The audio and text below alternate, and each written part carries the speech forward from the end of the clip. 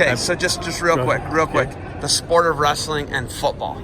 You're a guy who's had an NFL tryout. You played on a 1AA national championship team as an 18-year-old kid, right? How important and imperative is the sport of wrestling to help a defensive lineman and football players? How hand in hand are these two sports? Like peanut butter and jelly. They go together because the hand fighting and leverage and pressure and even and more so now in the international style, freestyle and Greco, because you have to stay in. It's a push-out point. If you get push-out points, you can't. You can lose push-out points, and the match is over. And there's lots of matches you see that there's no positive points, meaning no actual takedowns. There were push-outs or caution and one for passivity. But if you can control the mat, and you learn that in football, but you learn it in wrestling and grit. I think the big thing I love about this sport is some kids can develop grit, some kids haven't. Just ornery and get after it, and they'll fight you to the tooth and nail, And those are the kids I love. I love seeing those kids. I'll watch those kids all day because that's old school. And you see those kids less and less, but those are the kids that I appreciate. The ones that'll be down, just unfortunately gave up a move or something, and then they fight back. That's the best thing. When you look at that, there's a kid this year from Fresno State. He's the fullback, Hawkeye. He's the only guy in wrestling that played football. And I ask you this because you're obviously an authority on it. You're a D1 All-American, in wrestling, and you're on a championship football team, and you guys won a playoff system game. You won a playoff system, right? Yeah. That was like when the playoff system was fairly new, even in the 1AA, right? We played Rhode Island, and then South Carolina, and then Eastern Kentucky. That's who you beat in the finals? So they're D1 in football now. Do you know that? Eastern is. Yeah, they are. Eastern Kentucky is. Okay, so when you look at that, though, like when I talk about it and I bring it up, it's such an important thing, but there's you would be mixed in with I could put you in with Hawkett, right, from Fresno State, and then also there's Stephen Neal.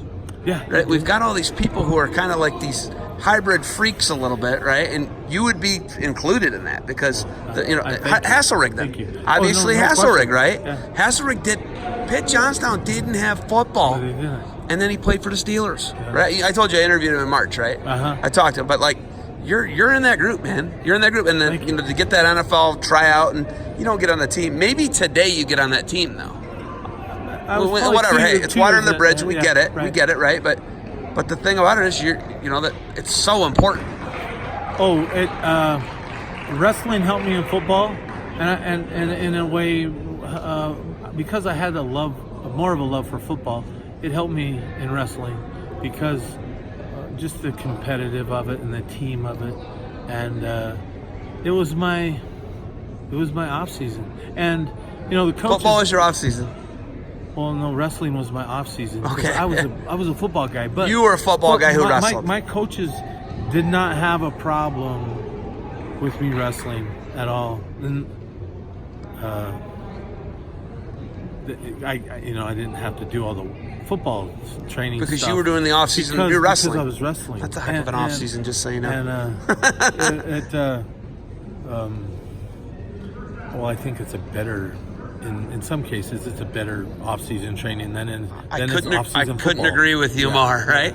Okay, so you still have NFL size, though. You're 6'4", 295, 6'3", right? yeah. And you got big, gigantic gorilla hands, right?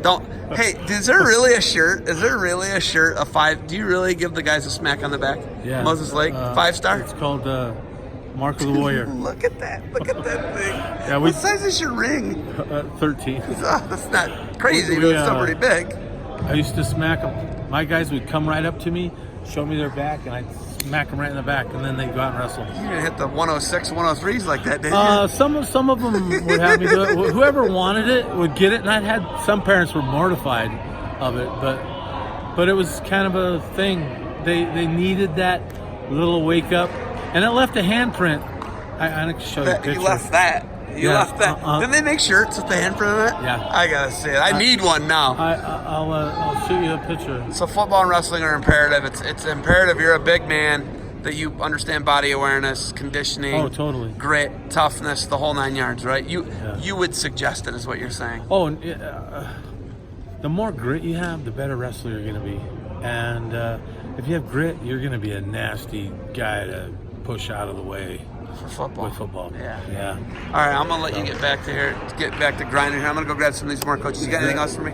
Thank you, Zed. I appreciate all you do for the sport. I appreciate you being so modest that I had to dig it out of Kevin that you were a D1 All-American at BYU. And hey, thanks for the time, man. Oh no. And thanks for the ride earlier today. Oh, no problem. I got a big swollen knee. I'm gonna get some more ice for it and keep grinding. All right. I will.